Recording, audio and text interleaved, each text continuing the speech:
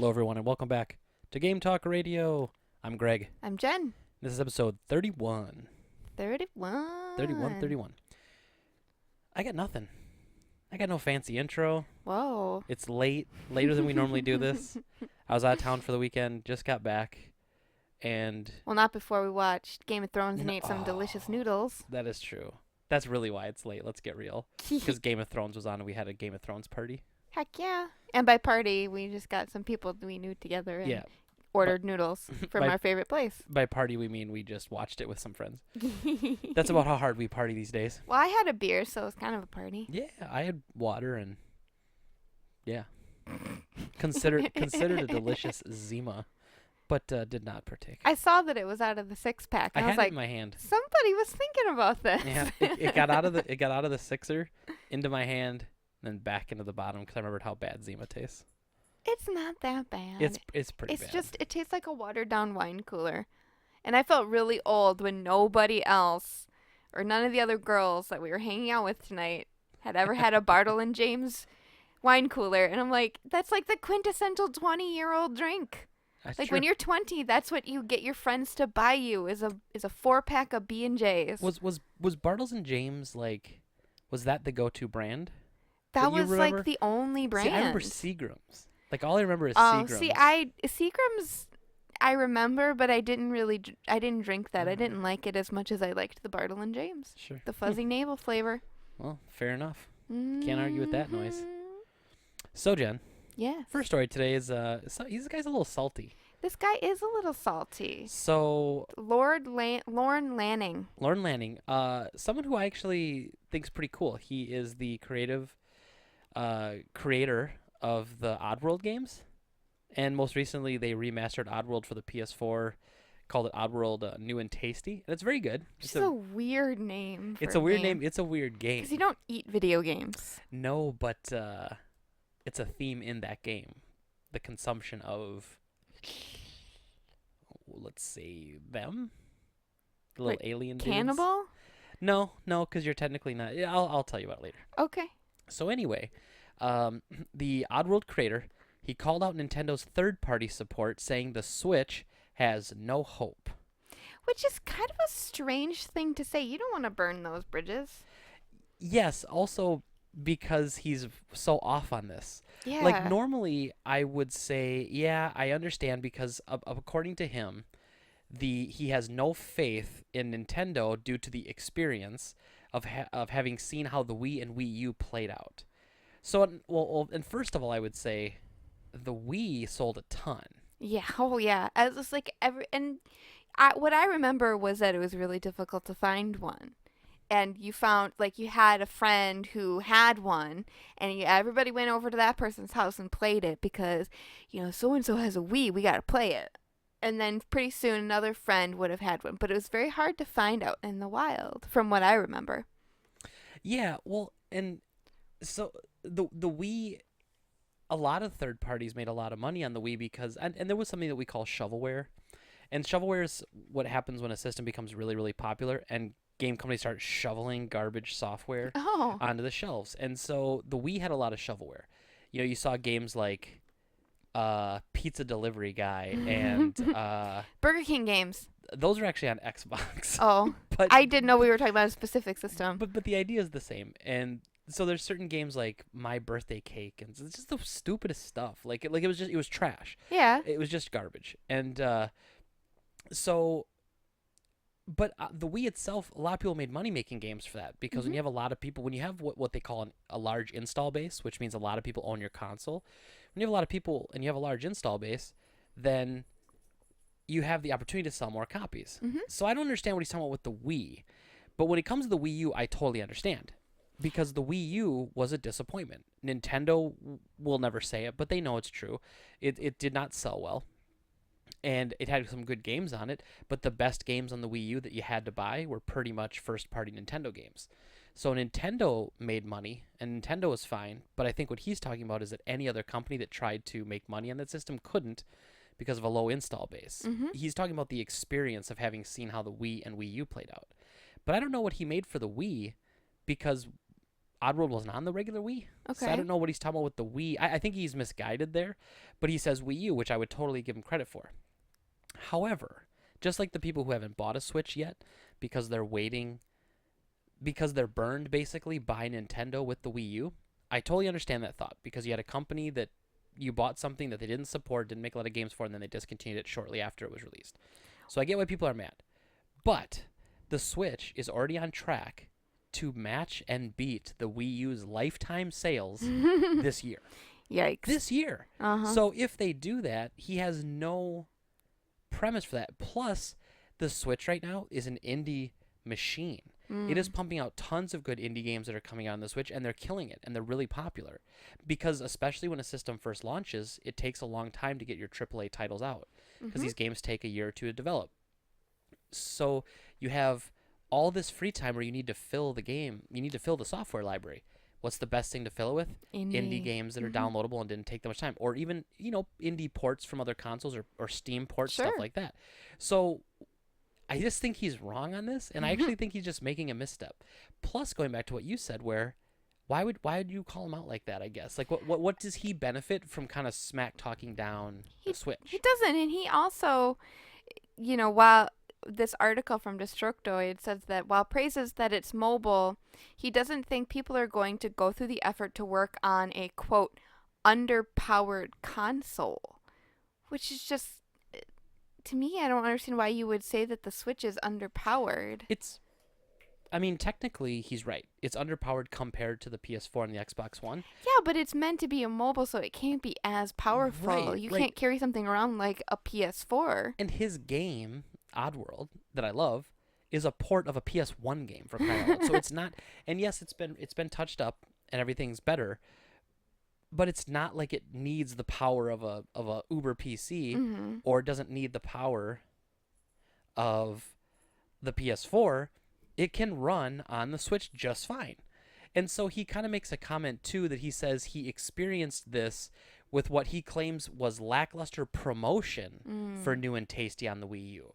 So did he have a deal with Nintendo to promote it and they didn't do it? Or was he expecting them just to say, hey everybody, this is the Wii U version of New and Tasty? Like, was he expecting Nintendo just to drop everything and be like, check out the hottest new game and put millions of dollars into promotion for his, $30 indie game? I mean, you'd have to see like what the sort of contract negotiation or contract actually played out and said, because if the contract didn't talk about promotion, or even if it did, I mean, that's more of a breach of contract than anything else. Right. Well, it's just weird. It's almost like, because if it was a breach of contract, he would sue them. Like, this. Right. And so that's a different conversation. If you cry about it like this, then clearly he just was irritated by how it all went down. But he had no.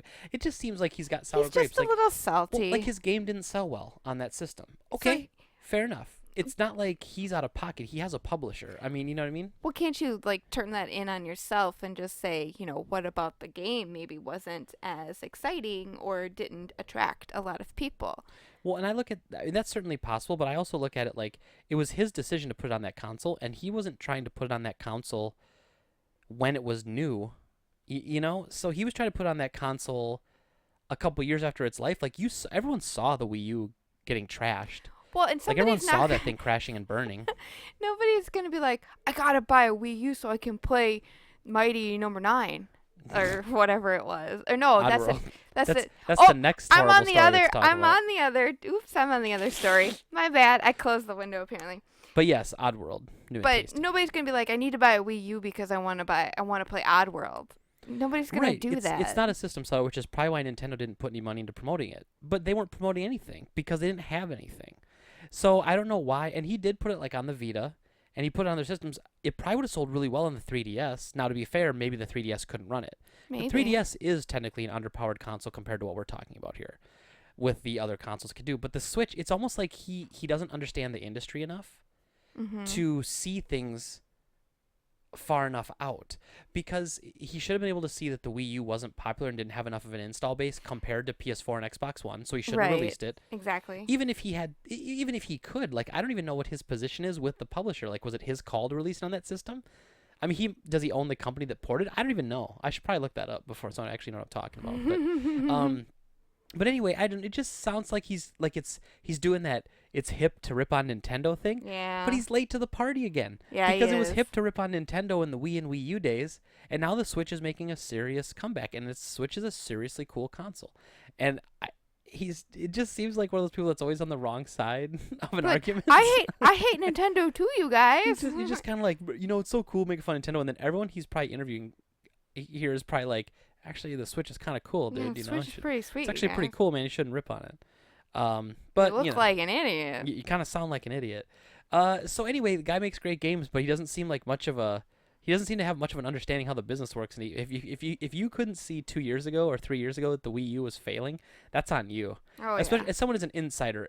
I should say this: as someone is an industry insider, if you just play games for fun and you didn't see that the Wii U was, crashing and burning, well, that's okay. I will allow that. That's why you listen to our podcast, because we're hitting you with those hot, fresh, juicy takes. Was that weird? I don't know. I'm questioning your word, juicy. So hot. Okay, juicy is what got you out there. Okay. Juicy is what got me. Well, I was thinking like new and tasty, like new, tasty, Oh. juicy. Was it not good? Okay, well, it was no good. Doesn't matter. We're moving on. Let's move on to the article I wanted to apparently jump ahead Yeah, to you're because so eager I'm super to talk eager. about Not Mighty really. Number 9. Not really. I just apparently closed the window on my laptop and just looked at the title and I was like, oh, that's what we're talking. Nope. That'll teach me. But now, Greg, you've backed a lot of things on Kickstarter in your days. I have. It's becoming considerably less now. Yes. But back in the day, I was known as a what would you a kicker? A I was kicker? a kicker. What do you call Kickstarter participants? Kickstarter? No, Kickstarter is a Kickstarter is the project. So would I be a backer? kicker? You're a backer. We're backers. Yeah, I like Well, kicker better. Well, I'm a kicker. I'm a kickbacker. Back kicker. I don't know. Anyway, But over essentially what we read on in an article is that over a year after its initial launch, the game A Mighty Number 9 physical awards or rewards for backing the project on Kickstarter might be going out soon. It's been so long, and they finally seem to be getting their act together for these physical rewards that they have to send out a survey to all of their backers to make sure that they still have their most recent and valid address. there's a whole lot of there's a whole lot of stuff going on with this one. I'm bringing up the Kickstarter site so I can actually hit you with the hot details about this game. Sure. So, there were 67,000 backers Woof. that pledged $3.8 million. Dang. Let's see here. Let's see what the original. I want to see what the original backer date was, because I love that they keep this up because this makes me very happy. Okay, let's see here. Well, I can't find it. Doesn't matter. Okay. Well, here's what's funny about this. So here's how I heard about this. I actually got an email. You did. I got an email a couple days ago from Fangamer, and Fangamer, what was basically put in charge of, they were put in charge of physical rewards. Oh. So like if you back the game for X amount, they were going to send you like a T-shirt and a statue and a bumper sticker and a poster. Mm-hmm. All that stuff you get sent to you by Fangamer. So they made a deal with them. Okay. So a couple days ago, I get an email from Fangamer, which I actually think is spam at first because I'm like, Fangamer, I don't know, whatever. That sounds fake. And it says urgent information requested. We need you to enter your address. If you don't enter your address, we won't be able to ship out your physical goods for the game that came out a year ago. And I was like, here's my first reaction. Did I put enough money into number 9 to get physical rewards? Because I'm really disappointed in myself, because I kickstarted it for the special edition or whatever. Uh-huh. And I don't even remember. I'm really mad at myself. I don't remember how much I kicked into it. I just kind of want to log in here and find out. Well, and if you don't know, it was pretty much hyped on Kickstarter as we just saw that it was millions of dollars. It seems to be an all right game, but not really living up to its hype. But the hype surrounding it was that promise of the physical release goods. So, So I backed it for $60. okay. I was supposed to get. I totally forgot about this. I was supposed to get a physical game box, printed retro style game manual, and exclusive in-game golden hero. There you A go. classic style game box, Western or Japanese style. A printed version of the instruction manual. Includes all previous rewards. So there's some other crap in there probably too. Probably a T-shirt or something that I probably won't fit into anymore. And it seems like there's a lot of playing the blame game in this, because it seems that Fangamer says that Concept hasn't given them the materials to produce the rest of the shipment, because some physical goods actually went out in 2015. So this project was also successfully funded on October 1st, 2013. Oh my god. So it's almost 4 years to when this game was successfully funded to our physical rewards. Now, as a comparison, I kickstarted a game called River City Ransom Underground. Mhm. I got the physical rewards for that. I actually have it the box in my thing there. I got that about 3 months to 6 months after the Kickstarter ended. I got that physical reward. Mhm. And then the game, unfortunately, got delayed a bunch, so I didn't actually get to play the game for like 2 years. But I got everything I ordered physical-wise. Right. There's no holdup when it comes to that. So Fangamer, like you were saying. Mhm. So they claim that Concept hasn't given them the materials to produce the rest of the shipment, while some went out in 2015. But it feels like something actually started getting moving again, because they are getting that were backing it were getting emails stating that their items are shipping soon, and to fill out another survey by the 17th of July. Yeah, so if I got this email a couple days ago like I did, I had about 5 days to reply to this email, or I don't get to get my physical stuff. Mhm. What the heck's up with that? But it seems like Concept Yeah, what a stupid name. But anyway. was acquired by Level 5. That's correct. So Level 5 actually makes really good games. Mhm. So that's really neat. Now, for anyone that doesn't know, the head of Concept as a company is Kije Inafune. He's one of the top guys who worked on the Mega Man franchises. So he's a big deal when he worked at Capcom. He didn't create Mega Man, I don't believe. He might have, actually, but I don't think he created it. I think he picked it up and then he crushed it. Maybe he did, actually. I looked it up. But anyway, so this was his company. His promise was, I'm going to make a Mega Man game, basically like a Mega Man game, but call it my own franchise, Mighty Number 9. And after the game got kickstarted, they said, hey, we're going to do we want to do an anime. Let's kickstart an anime. And they started doing all this stuff, and we're like, can you just make the game first? Yeah, could you focus on the game? And then in the heart of having all these issues with Mighty Number 9, they decided to start a Kickstarter for a new game called Red Ash. And it's like a game / anime / all this other stuff. And you're like, hold on. You're asking people for more money for that game, and you're having development issues with this game? This is one of those Kickstarter horror stories. Now, to be fair, Mighty Number 9 came out. The backers got the game. They just haven't received any of the physical rewards, which is really crazy to me. It doesn't make no sense. Now, I wonder, though, if part of the purchase of Concept, part of the deal, was, I wonder if they didn't have the money for it. Here's what I'm going to say. I don't think Concept had the money for it. So I don't think they were going to put the couple thousands or tens of thousands of dollars into it because they didn't have it. I'll bet you when they signed the deal with Level 5, they said that you buy us and you have to fulfill these orders. So when they got acquired by Level 5, I guarantee you, I would be very surprised if that's not how it went down. And so Level 5 basically said, okay, this is debt on our account. We have to square this, boom, and they got it done.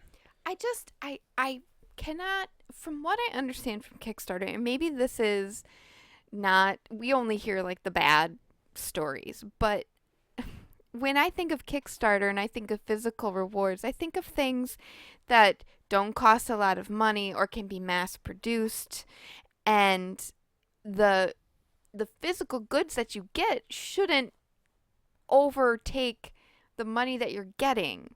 You know what I mean? To me, it doesn't make any sense how they could not have any money to supply or fulfill these physical goods, because normally what I've seen is the physical goods aren't that expensive. They're just exclusive. Like, we're only making 10,000 of these bumper stickers or whatever, 10,000 of these physical copies of the game, or 10,000 commemorative t-shirts, and those shouldn't, the amount of things you get in physical goods shouldn't override how much money you're actually making through the Kickstarter. You know what I mean? Well, part of the issue I have with these developers making games, like I always felt Kickstarter was for the little guy, you know? Mm-hmm. When you, like someone with his name power, he could have started a company and got anyone to publish that game for him. I really believe that. Especially as an indie title, or he could have worked on it with some money. Like there's other things he could have done. But nope, he wanted to go to Kickstarter. Okay, no problem.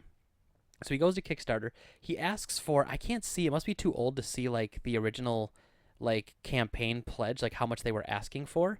But clearly it was much, much less than $4 million. But I will tell you, it probably cost at least that much money to make the game. Games are expensive to make. And when you do multiple different versions, you got all this other crap going on. Maybe it didn't take $4 million to make. I don't know. Maybe they spent the money really poorly. I also don't know. Because here it was, okay, so their first stretch goal was $1.2 million. So they might have had $1 million was their initial goal. So they beat that by 4 times. But here's where I was going with that. If you're going to start a Kickstarter, and if you know a game costs X amount of money to make, why would you ask for less than that? Because here's why they do it. Because they know they can't get the full price. Because on Kickstarter, if you don't get all the money, you get none of the money. Right. So they have to set a low enough number where they get funded so they get that money, and then they want to get as much more money as they can, but they can't put too high of a number. They won't hit it, and they won't get their cash. Mm-hmm. So it's incredibly irritating to me that a company like that not only essentially lies about how much money it's going to take to make their game, and then they start talking about having money struggles and all this sort of stuff. Now, again, to be fair, the game came out. Came out, but it just, I don't know. It's very frustrating because to me it just seems like they shouldn't overpromise this kind of stuff if they can't even deliver.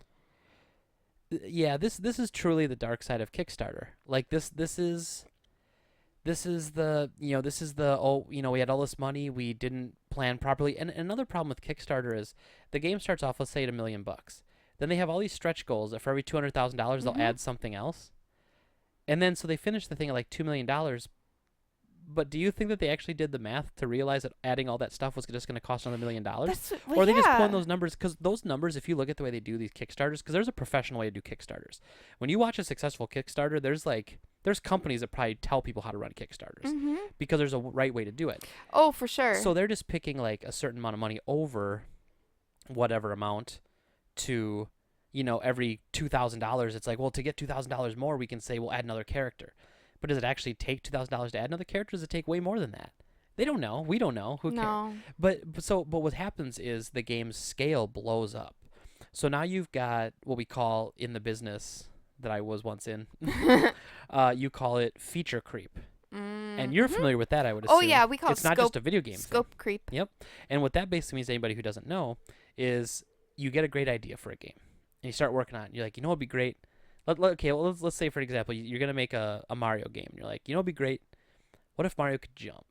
Okay, let's make him jump. Let's make him jump. You're like, well, what if he could fly? Like with a jetpack. And you're like, okay, but to get the jetpack, he has to like break these 3 blocks and jump on this enemy's head. Okay. Well, and then what do you do with the jetpack? Well, now that you have the jetpack, we have to kind of redesign the levels because you can't do everything unless you... So you just took a game with a simple idea. And the creep aspect is all of a sudden, slowly but surely, the amount of things you have to do is increasing. And what means the amount of work you're doing is increasing. And so your game goes from being a simple idea that you could finish in X amount of time to, oh my God, how are we going to finish this? And then guess what happens? Bugs show up. New glitches are found.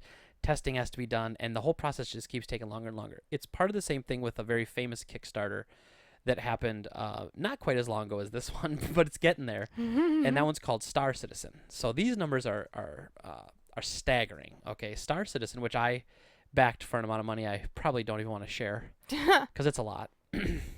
They had on Kickstarter they had 34,000 backers for only $2 million. Okay. Only $2 million, but they've raised to date something like $60 million in crowdfunding. Oh my God. Because what you can do right now is you can go to their website, you can buy your ships for when the game comes out. You can buy your special types of ships so you can have a better ship. And I think I paid, I'm just going to say it. I think it was around $150 because I wanted a certain type of ship and a certain type of base so that when the game comes out, right? So this project was It originally had a $500,000 goal, which the game they're trying to make never would have been made for $500,000 ever. Mhm. Check this out. The estimated time of delivery, November 2014. That's when they originally estimated Oh delivery. my god. This was let's see here. Did I pledge on this? No, I think I backed it through like PayPal later. Like I didn't do it when it was here, but it's now this game is they had all this money, the $64 million, so they opened like 3 studios, and they're like, now this studio is working on a first-person shooter. It wasn't originally going to be in the game because it's a spaceship game, but now you can get out of your spaceship and run around and shoot things in first person. Okay, that sounds cool. I'm down with that. And then they're like, okay, we're gonna have planets are procedurally generated, like No Man's Sky. So you're gonna go through and you're gonna get on any planet you want. You can land on the surface, no load times. It's gonna be super cool. And I'm like, okay, that's cool, except I just kind of want the game I backed in the first place. Right. You know? No, that makes sense. And that is it's an issue with being able to prioritize effectively. It's also an issue with thinking that every issue you run into is an urgent issue that needs to be fixed as soon as humanly possible. When you talk about it from a development perspective and you have scope creep, usually what happens is the people that are involved with kind of outlining what you're actually asking for think of all the things they want to get done because they don't want to deal with those. And while those requests are valid, you have to come into a project and say, okay, we're going to get A, B, and C done. Well, what about X, Y, and Z? Those are important. Yes, they're important, but what we're tasked to do right now is do A, B, and C. And A, B, and C has been broken from day one, and X, Y, and Z has been broken from day one too, but it's not as important to get those done right now.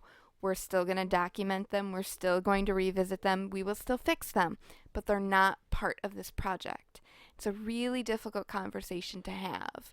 And a lot of companies, that's a lot of the times why projects will fail is because the scope of the project keeps expanding and expanding and expanding until it's completely out of control and will never get done in the time that you have allotted to get that completed. So it's a real issue. It happens in every company that does project-based work. Yeah.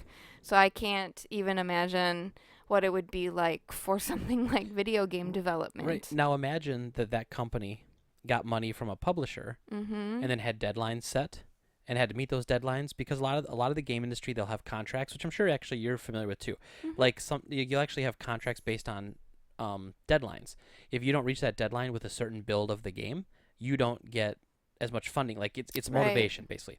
And I was also wrong. As of 2017, the game has raised $148 million. Holy crap. From fans. So here's the issue I have. This game could all of a sudden tomorrow they could come out and be like, you know what, guys, the project just didn't work. Sorry. And that $148 million that they took from us fans is just gone. We don't get anything for that. Well, don't you get your money back? No. You don't get your money back? No. When you Kickstart, you can sometimes ask for refunds, and sometimes they'll honor them, but if they don't have the money for it, they won't. I thought that is it if they don't meet their goal, you get your money back? Correct. They don't take your money until it meets the goal. So if at the end of Okay. the 30 days, if they're $10,000 short, they never take your money to begin with. Okay, that's what I was thinking. I thought if the project didn't succeed, you got your money back. Yeah, it kickstarted. It was successfully kickstarted in 2012. So that's 5 years ago. Oh my god. There's formal complaints filed in Los Angeles about it. Not that that's the story we're talking about, 'cause we're talking about Mighty Number 9, but it just kind of got me on that Kickstarter kick, if you will. And it just seems like because they have all this money, they keep cranking up the scale of the game. And so yes, if this game ever comes out, it could be freaking amazing.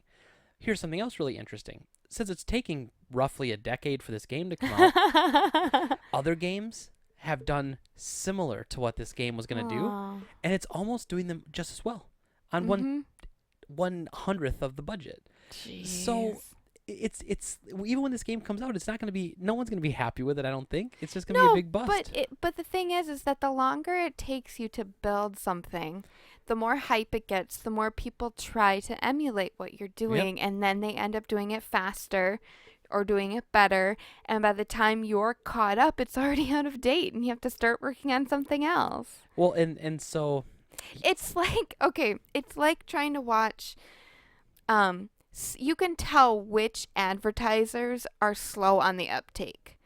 Like, sometimes something will go in and out of fashion so quickly, and then 6 months later, the thing that was like super funny and everybody was doing it, and then you see a commercial and it's a brand new commercial and it's something that isn't even popular anymore, and you're like, oh, like I can't think of any particular example, but I think you know what I'm talking about, because it's just like, you took so long, you had to jump through so many hoops to get this commercial made. You casted it, and you wrote it, and you rewrote it, and then you went back, and now by the time that commercial airs, it's already not popular it's anymore. like obsolete already. Yeah, no one cares. Yeah. Well, it's so here's the head of what it's let's see, the name of the studio. It's like RSR Studios or something. It's who cares? It doesn't matter. I'm really ill. I'm ill-informed. I'm tired tonight, and I'm slacking. Okay. So anyway, so his name is Chris Roberts. So Chris Roberts is the creator of a game on PC years and years ago called Wing Commander, which was actually, it was so popular it got turned into a movie for a while. Or well, not for a while. It had Matthew Lillard in it. It was it was just a movie for a while. It was not good. The games, however, fun fact, the later ones on PS1 and on PC had Mark Hamill was starred in those games. He did voice acting and he's a great voice actor. Oh, he's excellent. But he also did, I think, some on-screen stuff too. So anyway, Chris Roberts, that's this guy. He did that, and he did Freelancer and Starlancer and stuff like that. Which basically what he does is he builds space flight games. It's what he loves, so it's what he builds. So this is basically his magnum opus, I guess you would say. And he says, let's see here. He says, I'm already building the best game I can. Who acknowledged the bumps, but imagine. The game I can build with 140 million is going to be very different to the one I could build with 10 million. If I can build a bigger and more robust experience, I will. Okay, hold the phone. The people who paid for this game, they want we the wanted game. the $10 million game. Yeah. That's why we gave you $10 million. Oh my Except gosh. I guess now I can't make that argument because now people have given $140 million. So it's really frustrating to me because he clearly doesn't, like, he does get it. He wants to make a good game. I'm with him on that. But there comes a point where you got to be like, hey, release it and then maybe make some expansions later on. You're still taking money from us, dude. You're still taking money on your website to buy bigger and better ships. And then what they do, this is starting to get really frustrating for me, they release new ships. So they've released new ships you can buy for more money before they've even released the dang game. See, it's just one thing at a time. People have no attention span. Now, yeah. Just build the game. And then upgrade it, get downloadable content, give the people who backed you on Kickstarter some perks maybe. Like, it's just, it boggles my mind where people are like, oh my God, we got 50% more than we wanted. What can we do? It's like, you don't do anything. You build the game you were asked to build. Put it in the bank and just finish the damn game. Yes, that's why people get, that's why people back Kickstarter. They get it for the physical perks. And they get it for, like, if it's a game, they get the game or something like that. People are paying you for what you're telling them you're going to give them. If you tell them that you're going to sell them, you know, a Ford Pinto, and, you know, you get enough money to buy a Cadillac. No, you told me that you were selling me a Ford Pinto. I don't want a Cadillac. I just want the game that I put money towards because I believed in that. Well, it seems like he almost uses this money. It almost feels like a huge pyramid scheme. Like, he uses the money from the new people coming in to make more stuff in the game that will bring more people into it. And then eventually this whole thing's just going to come crashing, and the original people who Kickstarted were like, I just wanted to fly around space, man, with my friends. That's all I want to do. But here's what's really funny. So in this article I was reading about this, it says, several prominent crowdfunded video games have failed to live up to expectations, such as Mighty Number 9. So it actually wrapped around to our other article anyway. Nice. Anyway, it's Kickstarter. I love the idea, but there needs to be some sort of protection for us, and that protection right now is just pick a company that you think can deliver. Now, there are times when I'll kick in $5 to a game, and I don't care if it comes out or not. I just thought, this guy's trying to live his dream. It's Mhm. $5. His art's really good. He's got an idea. I'll invest in that guy. Not with any sort of return ever coming out. And then who knows? Maybe after that $5, you'll be like, oh, hey, you get, it's like a $5 Steam game, so you got it for free. Cool. And if not, we tried. But Yeah. it was just, that I'm okay with. But like, and obviously I kickstarted these years ago. I kicked 2013, 2012. I'm just, I'm not going to do that again. And I feel like now I see a project and I just go, maybe not. And I don't back them. And it really Yeah. frustrates me because I'm sure there's good projects out there I'm missing now because these big guys are essentially ruining it for everybody. Well, right, and they really are. They're ruining it because they're just not thinking about setting out and actually doing the thing that they wanted to do in the first place. It's like, just build the game that you wanted to build.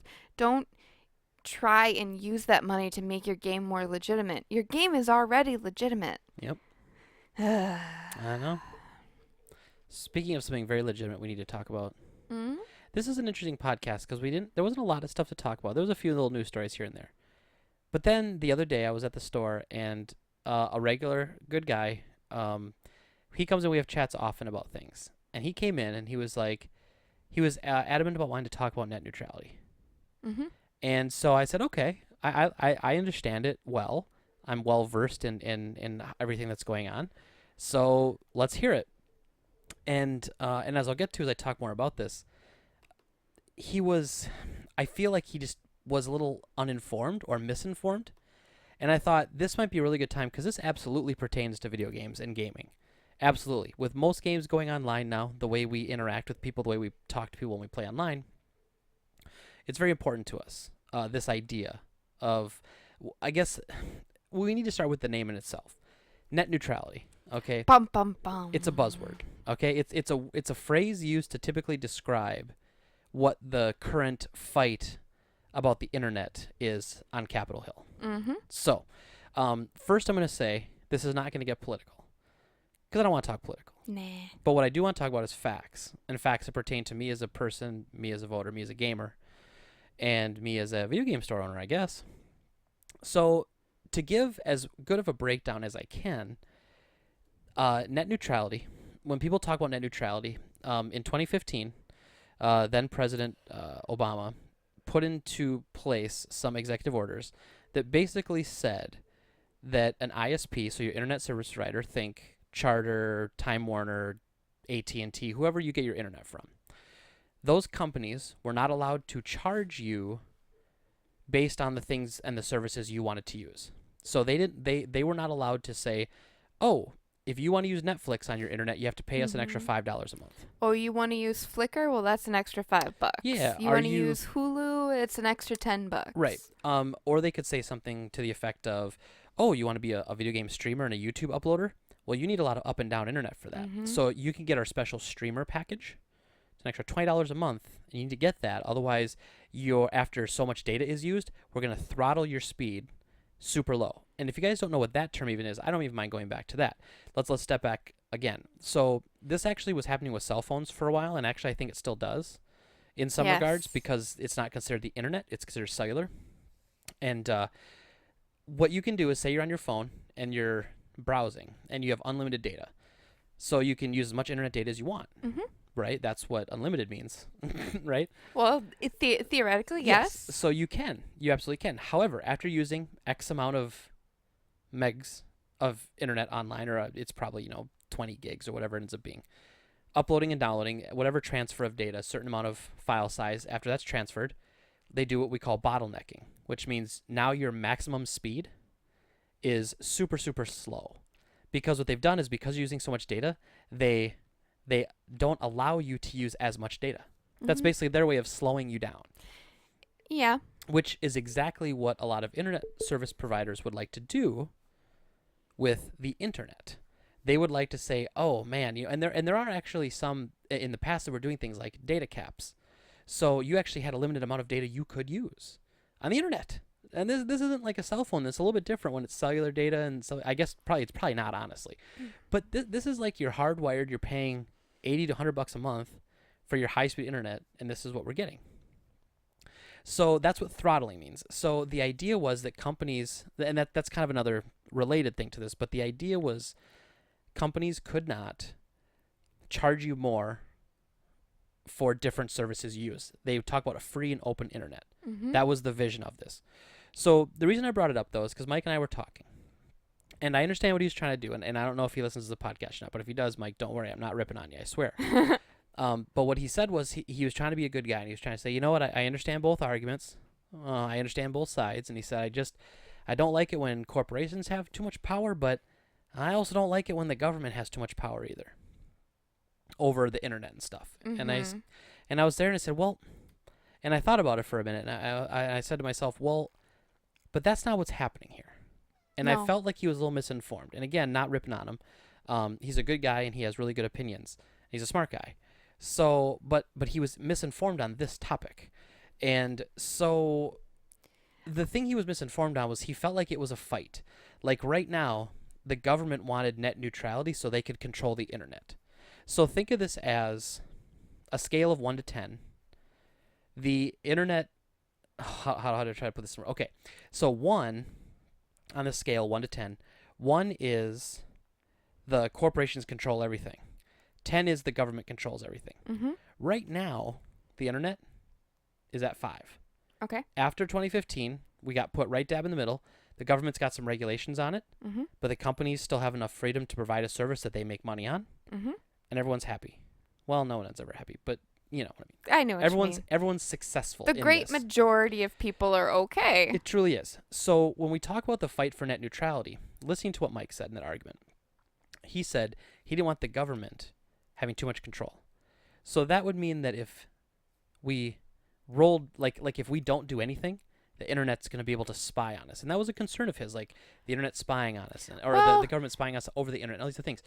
But that's not what's on the table. When we talk about net neutrality, if they roll back these orders from 2015, that means that we're going to go from that 1 to 10 scale where we're currently a 5, we're going to slide all the way over to 2 or Mhm. 3 or to 1.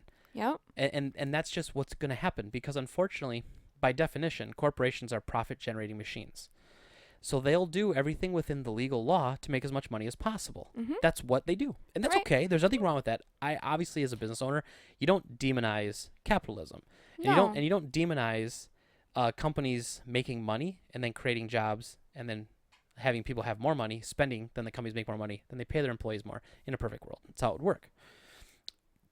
So if they roll back these executive orders, we're going to be all the way back to this time where corporations are now dictating what we're allowed to have for internet and what speeds we're allowed to have it at and what costs we're allowed to have it at. Now, normally, you would say, okay, well, this is America and it's a free capitalistic society. So if you don't like that company and they do that to you, just go somewhere else, Mhm. right? You just go to another company. You don't like McDonald's the way they make their hamburger, then you go to Burger King. And if Burger King makes you mad, you can go to Arby's. If you don't like Arby's, then you go to Five Guys, which is way better than all those. So you should go to Five Guys anyway. I know you're listening, CEO of Five Guys. I will expect my gift card in the mail. So, unfortunately, though, when it comes to internet service providers or ISPs, there are monopolies everywhere Mhm. in the country. Legal monopolies, sadly. There are often places you only have one place you can get internet from. I know, isn't that crazy? It is crazy. And honestly, when people talk about an all digital future and downloading and streaming games all the time, if you just look at the United States, which is probably the biggest consumer of video games in the world as a country, we don't have the infrastructure for that. Our internet sucks so bad here compared to other countries and like the speeds we get. And not, it's obviously not necessarily here. We actually do okay. We're in a big enough city where we get good. I mean, you got to think about the just the sheer size of the United States. That's too. truly the problem. And that's really it is you can't make the whole country Wi-Fi like Japan because, well, it's an island. It's an island and it's much, much smaller. Much smaller, you know? Much smaller. And so you can't, make the whole country run on high-speed fiber internet when our country is the size of many countries together. Mm-hmm. So we understand that. But what happened a long time ago was when they were getting ready to lay fiber lines to make high-speed internet, a lot of companies signed on. Verizon was a real bad one that came to this. And Verizon said, okay, give us a bunch of money. We're going to lay a bunch of fiber lines. And they did. And they ran as much fiber as they said they could with the money they got. They never finished the project. They said, we're done. Well, we don't have any money. And the government's like, well, we're not giving any more money. Mm-hmm. So there they sit. But unfortunately, along with that money came contracts that gave them exclusive access to customers in certain areas. Mm-hmm. And unfortunately, just due to the way our political system's set up, when you have companies that want to keep things they have, they lobby for it, and there's no one changing a lot of these monopolies. And there's even companies trying to, break into these areas and install fiber optic lines, which, if you don't know, like, think Google Fiber, but fiber optic is the fastest new internet. Like, this is the fastest internet we can get. Fiber speeds can go upwards of, I think, one gigabyte up, 1 gigabyte down. Holy man. It's crazy. Like, it's crazy fast. And so Google's been doing it in major cities. They did Kansas City most recently, and they do other cities. They unfortunately, they randomly pick a city and then they branch out from there. I really wish that they had picked De Pere, but they didn't. Unfortunately. So the idea of these monopolies were kind of built into contracts, and so now you've got other companies can't get government contracts, and they can't even come into an area because there's like these contracts from years ago that say that there's not allowed to have competition in that area. I just, like, in my opinion, I think if you want I agree that it makes sense for companies to say, if you want a bigger piece of the speed train, you should pay for it. Like, if you want 1 gigabyte up, 1 gigabyte down, you need to pay for that because that requires a lot of work. It requires a lot of money and so on and so forth. But if you don't care about that kind of speed, then you pay for whatever basic internet package you want. But I don't think it makes sense to do things like throttling, blocking, censorship, Right. extra fees to access specific sites. I think if you're willing to pay a different bracket of cost to get faster speeds, that's a different conversation than what they're talking about in terms of net neutrality, which is almost like siloing or limiting access to certain areas of the internet without paying for them. You know what I mean? Like, I obviously, I mean, if I had my way, there would be Wi-Fi for everybody and it would be free because I think the internet should be free for everybody. Right. I actually agree that it's essentially a utility in my mind now. Like, Yeah. I just think it's It's like water, it's like sewage, it's like Well, think all about of that. think about, and this is, we're older, so think about this though. When you had when I was growing up, we had a telephone. Mhm. We had one telephone company. There's the telephone company. Yep. There wasn't 10 different telephone companies to give you better deals to change and do stuff. There was, so because telephone was considered like a utility, Mhm. just like the water, It's like, or the WPS, your power bill, that's a utility. So WPS is a monopoly essentially, but they're also they're regulated by the government, saying you can't rip people off for electricity. You can't rip people off for water in your local Well, municipalities. that's a good. I didn't even think about it being treated like a utility. I was still thinking kind of the old way. But what you said makes a lot more sense to make it a utility, which creeps into that 7, 8, 9, 10 range. Very true, because and that's not good either. And I'm very clear about that. Like, there's not a part of me that wants a ton of government regulation on this stuff. But unfortunately, it's the way of the world when we have a very capitalistic nature, is that companies will do everything they can legally do to make money. And it's like, this is the best way I can describe it. And I know this sounds like overreaching. I know I probably sound like a liberal progressive, like hippie, but like, just hear me out on this one.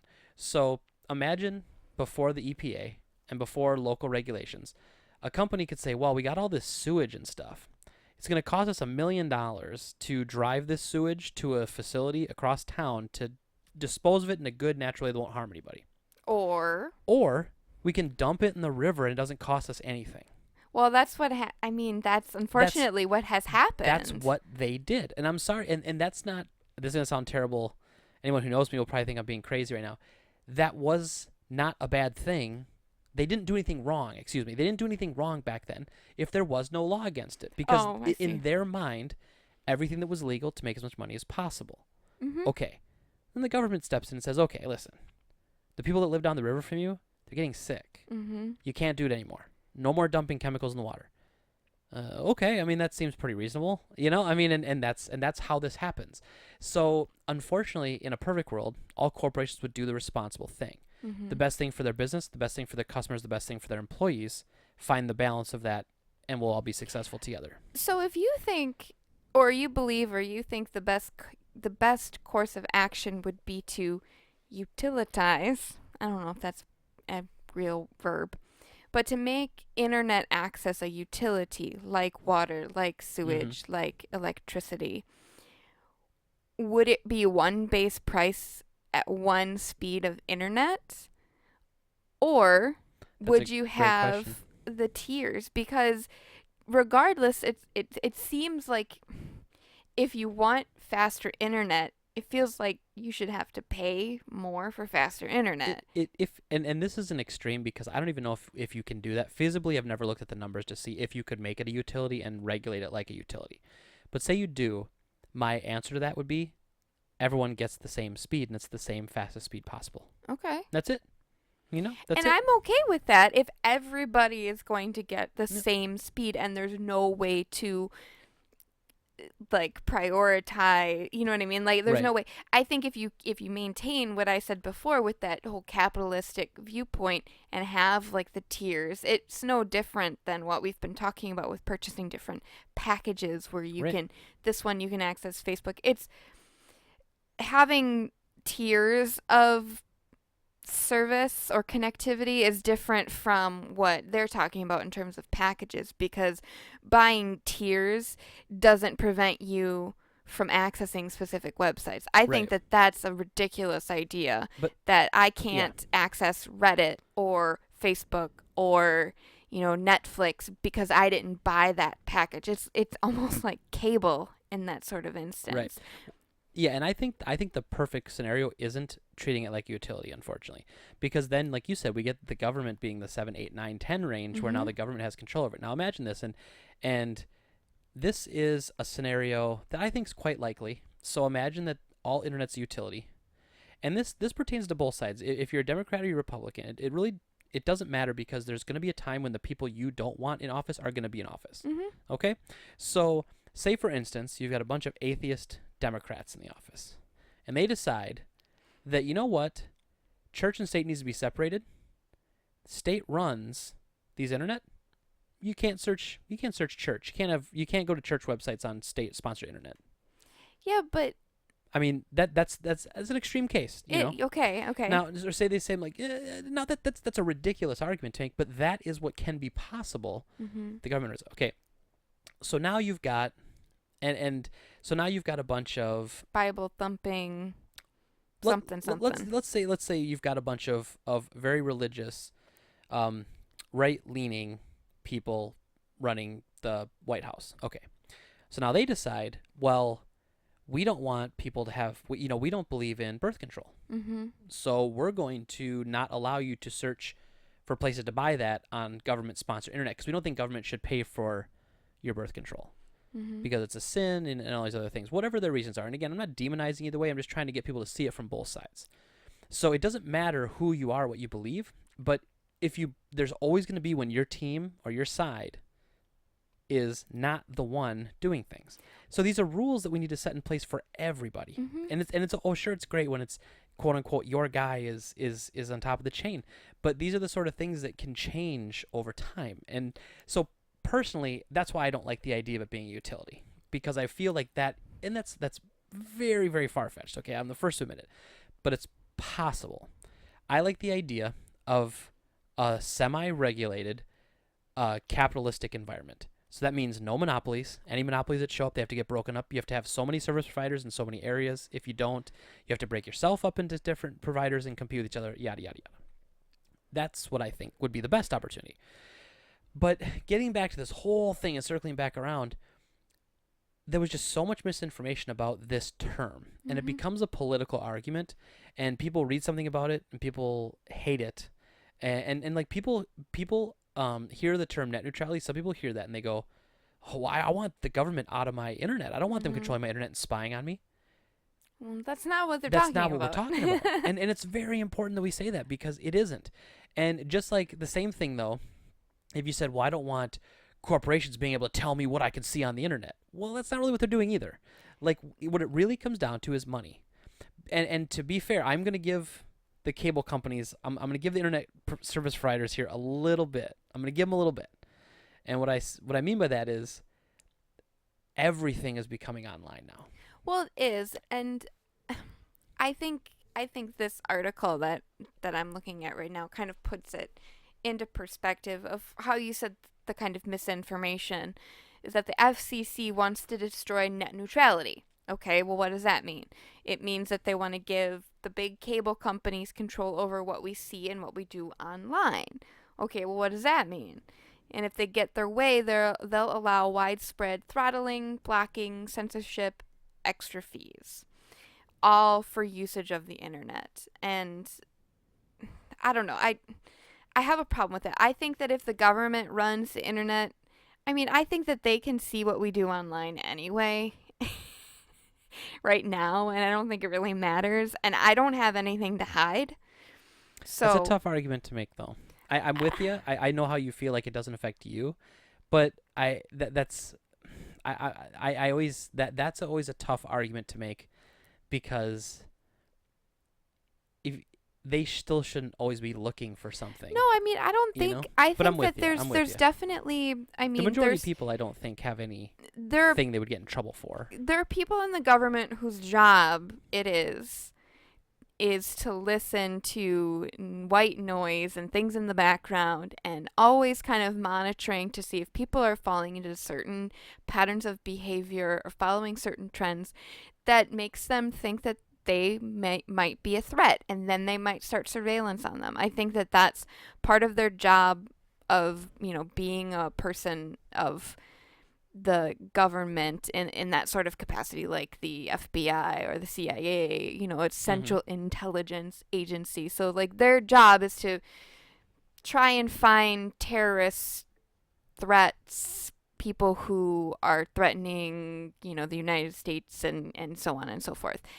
I don't think they're going to bother with the average American consumer, because the average American consumer doesn't have anything to really interest them or to hide.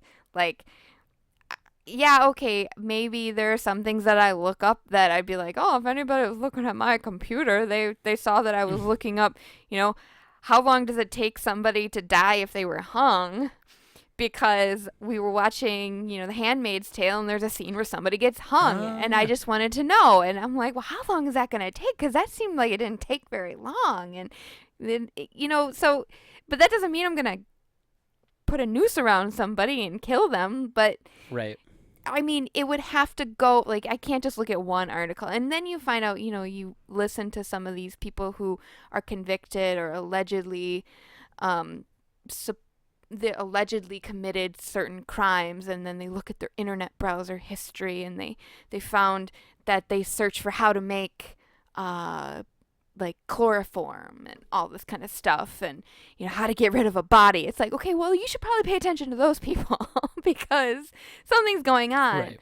But I think most people are just a little too paranoid, and their lives are a little more boring than they think. Well, it always comes down to, though, it oddly comes down to the same thing at my store. When you have something like, there was always a battle between LP, which is loss prevention, and marketing, which is putting your product on the shelf. Yeah. The more product you have on the shelf, the better chance you have to sell it. The more marketing there is on the shelf, or the more you have on the shelf, the more chance you have to have it stolen. As it pertains to this, how secure do you want to be? Like, if you want to be so safe, quote unquote safe and secure, you have to have people monitoring you at all times. That's how we're safe. But where do we find that balance of not being monitored all the time but still being safe? It's not, you know what I mean? There is a balance there, which I think we kind of float in right now. But if we want to be truly safe, we need the government to take care of us, quote unquote. And I don't want that. And I'm not saying that's good. In fact, I don't want that.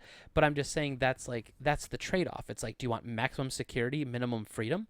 Or do you want maximum freedom, minimum security? Like, they're unfortunately polar opposites. I'm not suggesting that the government do or not do certain things. Like, I'm not trying to get to that point. My actual point is that the government can already do some of the things that people are afraid the government will do if net neutrality goes to more the government side and is controlled and regulated by the government. I just think that what I'm saying is that they can already do some of the stuff that people are worried about the government doing. So to me, it's just like that isn't a valid argument because the government can already find out what you're doing. Hmm. Like it just to me that's I'm like, okay, but they can do that already, so nothing really is going to change unless some part of the government regulating it Which is that you they're have not supposed to. to be able to do that, though. That's part of the problem. That's a whole other fight. But they're not supposed to be even spying on their own citizens, Mm, essentially. But well, I mean, anyway, but it's unless some sort of part of the government regulation is you have to sign some sort of contract with them, or because like when you go and like change your like you get your water bill, don't you have to like sign something that I live at this place and I'm getting water and I'm going to pay my bill on time? Or did you I just don't think go I ever there and had to get just that. change it, be like, I live here now? I think when I bought my house, they just changed it over to my name. I think the realtors took care of that. Yeah, I don't know, Huh, good because question. it would be interesting to see, do you have to actually sign something, or is it in your mortgage at some point, or is it, how Hmm. do you enter into this kind of contract with the government for your water utility? I mean, it feels like there should be something in writing. Hmm. I don't know what that is. I mean, they know where you live, so. Like, oh, I'm sorry. Go ahead. But that's more what I was trying to say. Not that, not being pro or con one way or another, but just that people are afraid the government's watching them or will be able to watch them with this whole net neutrality kind of piece. But I'm They I'm thinking they're already They are doing some of already. it. Oh, absolutely, and that's what I totally agree with. People think like right now they don't, and that if It's like, quote unquote net neutrality passes, then they will. That's a ridiculous argument because that is not happening. so So that's that's what you more were what saying. I that was Okay, more what okay, I I'm was with you saying. 100% on that. And then like I promised, I was gonna wrap this all into how it affects gamers because I really wanted to kind of lay that foundation. I know that was like a massive foundation. This building's never gonna crumble with a foundation like that. But so what I want to get to was the one thing that I will give the ISPs, I'll give them a little bit of credit, is eventually everything's going to be on the internet. I do believe that one day in the next 10 to 15 years, all TV will be internet. There won't Hmm. be like separate cable and direct TV. You'll watch streaming packages on your phone, on your streaming box. You watch that over the internet instead of having like a separate person come out and do cable TV and then a separate person do satellite internet or vice versa. But here's what I'm giving them credit for though. Netflix uses up a ridiculous amount of bandwidth. Oh, Ridiculous amount of bandwidth. If you don't know what bandwidth is essentially the speed. Let's think of it like a highway. okay. So you've got a 4-lane highway. We're going through Chicago. It's awful. 4 or 5 lane highway. Netflix is taking up 3 to 4 lanes of bandwidth. Oh, really? 3 to 4 lanes of traffic, and the other 2 lanes is kind of like everybody else is squeaking through. Now I don't know the exact numbers. I don't have it in front of me, unfortunately, but Netflix uses a ton of bandwidth. So there comes a point where the ISPs are like, look, you guys are using so much more bandwidth than we used to. We have to charge you more for that because it costs them more money to get more servers, to get better equipment, to get more bandwidth so that people can use it more. Mm-hmm. And that's about all I'll give them because here's what's going to end up happening. This is how it affects us. They're going to double dip. So they're going to go to Netflix and they're going to say, look, we won't throttle Netflix for your customers if you pay us X amount of money per year. Ah. So Netflix goes, well, if we don't do this and if Netflix gets throttled automatically, then we're going to lose customers Yeah. because our videos won't stream properly. Okay, well, it's almost like being held hostage. So here you go. Take your blackmail money and here you go. Mm-hmm. So, and then Comcast's going to come to us or Charter's going to come to us and say, okay, look, we can guarantee you that Netflix won't slow you down if you pay us an extra $5 or $10 a month on your internet package. Okay, well, I'll pay that. I want to make sure my Netflix still works because it's pretty much all I watch for TV now. More people are cutting the cord than ever. So then they double dip. They get extra money from Netflix. They get extra money from us as customers. Well, couldn't Netflix also charge their customers more That's the real thing that to affects cover the cost of paying Yes. or what did you say, Charter? Who did you? Well, it doesn't matter. We're Spectrum now, so whatever. Oh. Spectrum is because Charter and Time Warner merged. Oh, did they? They did.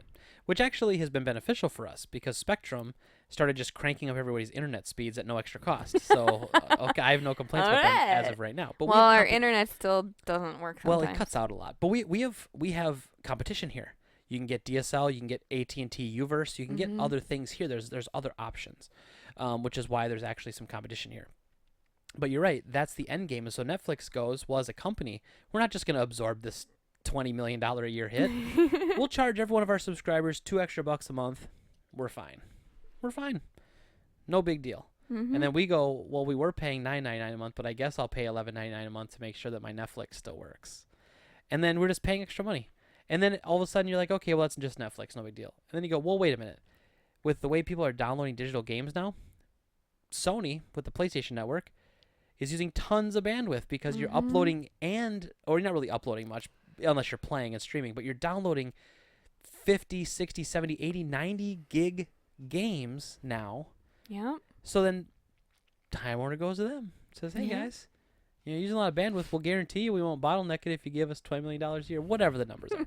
So that's how it affects us as gamers. Now, also, part of what this was, so this was the main part of it. So if they roll back what they're talking about, it's going to, in 2015, President Obama said that he classified internet service providers under the telecommunications under Title II of the Communications Act, and that prevents ISPs from throttling speeds, enforcing paid fast lanes, which is what we were just talking about, and blocking sites/apps, along with allowing. So this basically says that if I have Time Warner, and Time Warner says, you know what, we're going to block all of our competitors' websites that are owned by our competitors, they can't do that. Mm-hmm. So they want to roll that stuff back, and then you could have a company do that. So that's what specifically would affect us as gamers. Now, if we talk about if they throttle speeds, imagine you're playing an online game, and I'm throttled down to whatever my internet speed is, and the guy I'm playing against isn't. Well, he's got better latency. He won't have lag when it comes to bullets. He's going to shoot. He's always going to run faster than me. He's going to jump higher than me. He'll be quicker than me because I'm seeing things later than he is, even if by a split second. And especially with the online gaming scene getting so big with stuff like Overwatch and Counter-Strike and all these great games. So that's the big part of it. And then, of course, Rocket League. As you watch me play a lot of Rocket League. And you know, it's probably, see, that's maybe why I lose. Because I'm about to hit the ball, and then Time Warner throttles my internet. And then I get screwed. I knew it wasn't because I was bad. Thanks, babe. You're the best. But yes, so those are the sort of things. And then imagine a data cap. So a data cap is, like I was kind of talking about earlier, where once you hit so much data, then they either throttle you or they cut you off and you can't use data anymore. So imagine you're downloading games on PSN because for some reason you like to buy all your games digital, and you do that, and now you can't download any more games for another week because you're out of bandwidth. Wow. You're out of data. Yeah, that would suck. I mean, and again, so that means you can't download. Okay, so if you're downloading so many games, someone might argue, if you're downloading that many games, we'll just stop and save your money or something. But then, okay, so you buy less games. Well, Sony makes less money. Microsoft makes less money. Maybe they don't make another system. Or maybe all the games start coming out at $65 instead of $60 because they got to make that extra money back somehow. And so this is like a slippery slope, as we call it. And it's one of those things where, more than anything, I want to clear the air, okay? This is not a fight against government spying on you versus corporations taking all your money. Right now, what we're fighting about is to leave in place the way the internet has been for the last 2 years, which just basically means websites and ISPs cannot control the content we get, and they cannot control the speeds we get it at. That's it. So honestly, anybody who's a gamer, you need to support some of this. This is not one of those pick a team fights, okay? And again, not getting all political, but it really frustrates me when people just pick a team. Go red, go blue, and then just pick just pick that they're right about everything. That makes no sense. This is a fight that no one is right about if you support removing these regulations. It just, it will hurt you in the long run, and there's no benefit as a consumer for us. There is zero benefit to moving that needle over to the one and having it be completely the wild, wild west again when it comes to internet service. There is no benefit as a consumer for us. It's good the way it is. It could get better. It could get a lot worse. It could get a lot worse, and that's something that we have to keep in mind, and we have to fight this and say, don't go back on this thing that we signed off on or that we agreed to in 2015. And it's okay if the guy you didn't vote for put it in there. Everything the guy you didn't vote for isn't bad, and everything that the guy you did vote for is doing isn't good. It's okay to break from that. Think about things that affect you and vote along those lines and support along those lines. And that's all we're asking for here. This is net neutrality. The fight for net neutrality is a fight for better things for us as consumers. And that's it. Agreed. Well said. So, following with tradition, my game of the week this week, I'm going to recommend, this is a really fun game for the regular Nintendo. I'm sticking with the Nintendo theme for now. The regular Nintendo, it's a game called Snake, Rattle, and Roll. Oh, jeez. Snake, Rattle, and Roll. Oh, my God. It's an isometric view, so think Diablo or Baldur's Gate, old school, top down. And you control, it's a platformer made by Rare. So Rare has made many excellent games in the past, not so much anymore. But you could do 2-player, single player, it's an isometric view. So think kind of like Qbert. Think Qbert. Oh, sure. So there's a lot of platforming like Qbert. Hop, hop, hop. Except you're actually going through levels, and you eat, as you eat orbs, your tail grows, and so you actually you're a snake. So you're like a snake with like little balls as the parts of his body, and as you get hit, you lose those. Oh, sure. And so it's like it's your life bar essentially, and it's a platform. You just go through different levels, and it's really really fun. 1 or 2 player, Snake, Rattle, and Roll, not shake, but snake. Bless you, babe. Bless you. Gee, thanks. No, thank you. But yeah, so go play it for regular Nintendo. It's another great 2-player game. Snake, Rattle, and Roll. They even have like an 8-bit version of that song in there too. Snake, Rattle, and Roll. How about you, Jen? Do you have a game recommendation for anyone this week? Uncharted. Ooh, okay. Just the first one or all of them? Well, technically all of them, but I would recommend playing through the trilogy or what do they call it when it's 4 and not 3? It's done Quintology? Quadrilogy. Quadrilogy. Sure. Yeah. Yeah. Uncharted +1. PlayStation 3 was its original, but when they came out with the Terminus, the last game, Uncharted 4, they actually put all of those onto the PlayStation 4. Yeah, the Uncharted games are all great, and it's one of those series where the first one's pretty good, and the second one is bananas, and then the third one is it's just as good as the second one, which the second one was out of the stratosphere. So for the third one to even relate, and then somehow the fourth one, that game always felt like a trilogy to me, and I felt like they wrapped it up at the end of the third one, and they're like, hey, we're doing a fourth one. And somehow that one is the best out of all of them. It's very good. But start with the first Uncharted, which is called Drake's Fortune. Yes, Drake's Fortune. And then it's Uncharted 2 Among Thieves. And then Uncharted 3 Drake's Fortune? Deception. And then Uncharted 4 A Thief's End. Yep. What a fit! That game. Oh man, the fourth one. It was very good. But Uncharted, what's great about that is it's got a little bit of Indiana Jones. It's got a little bit of history and kind of legend and lore. It's made by Naughty Dog, who seem to just crap gold. Yeah, I know, right? Everything they touch is just amazing. It's just so good. But essentially, you play the hero, the eponymous hero, Nate Drake. And there's Nick also Drake? Shut up. I called him the right name this time. But it's very good because I'm big into kind of like history and treasure and piratey kind of things, and there's a lot of that. So it's a little bit, like I said, Indiana Jones. The storylines are great. The characters are great. The voice acting is very good. The gameplay in the first one is okay, but it does get better as the storyline goes along. So it's a little clunky the first Uncharted game, and then Uncharted 2 they make small adjustments to the gameplay and the fighting sequences and such, but it gets a little bit better. And it's not unplayable, the first one. It's just there are some things that should have been different, and they've made those corrections in the subsequent games. But I usually play those types of games on the more easy settings because I'm not in it to shoot a bunch of people. There's a lot of shooting people, but I'm in it for the storyline. So for me, I usually play it on a very easy setting. Yeah, I actually, it's funny because I play Dark Souls. I have no problem with difficulty. I love difficult, challenging games. Uncharted, I always put on easy because I could not care less about the combat in that game. I actually don't think it's very good. I shouldn't say it. I think the combat is fun on easy, but I think after that it gets kind of irritating and frustrating because it's not even difficult. It's just You you have to shoot. you headshot a guy and then he stumbles back and then gets back up. It just doesn't make any sense. It's like, that's not how any of this works. But the story plus the platforming and the exploration elements, that makes the whole game like it's. I mean, they could have got by without having any action sequences in that game, I think. Well, and it's funny though because and Naughty Dog is very good about this. Is Naughty Dog's really good about leading you through an area.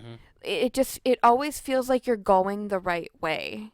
I don't know how they do it. I don't know if it's an algorithm or what, but when you're driving around, I mean, there was only one time in the game in that whole four-part series where I could not figure out where I needed to go, and it was just that was the one part. I will say though that the ending of Uncharted. Spoiler alert? No, it's unnecessarily difficult.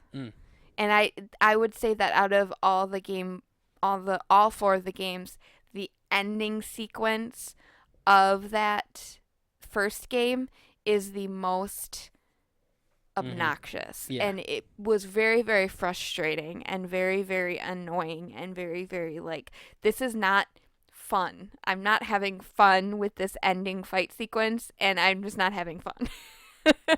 Yeah, but that's a good way of saying it. Yep. But other than that, though, I mean, it's just it's a very well made series of games. But I would recommend playing with the first one because otherwise, you miss a lot of the character development, and it is nice to see the storyline play out from start to finish. So that's why I would say start with one. I mean, you could play A Thief's End, but then you wouldn't get. No, the characters all have to evolve, and you have to play the other ones, at least 2 and 3. But even one, I would still play one because you meet every character for the first time, and you get to grow with them. So, I guess I'm a little bit more mainstream in my gaming. Well, you're currently playing Persona 5 still. I am. Crushing I'm that. like 55 hours in. Jeez, that's a lot. I'm not even close to done. That's awesome, though. That's great, though, especially if you're enjoying it. Oh, yes, very much so. So that's it. That's the podcast for today. We always appreciate everybody listening. You can follow me on Twitter at GameTradeGreg with 2 G's at the end. I am at Game Talk Jen with 1 N at the end. And if you are listening to this not on YouTube, we'd love for you to subscribe to us on YouTube. If it just take a second, we're trying to get to a certain number of subscribers so that we can get our own custom URL. Ooh. So we're getting close actually, but so that's at just search Game Talk Radio on YouTube. You can find us there. And then I do another side website project, YouTube channel project with some friends, and that's called The Drop Rate. So if you guys are able to, we'd love for you to subscribe to that. Check that out. Follow us on Twitter. Ask us questions. We'd love to get fan interaction and friend interaction before every show. So I appreciate it, everybody. And as always, thank you for listening, and have a great day. Bye. Bye. Bye. Bye. Bye. Bye. Bye. Bye. Bye. Bye. Bye. Bye. Bye. Bye. Bye. Bye. Bye.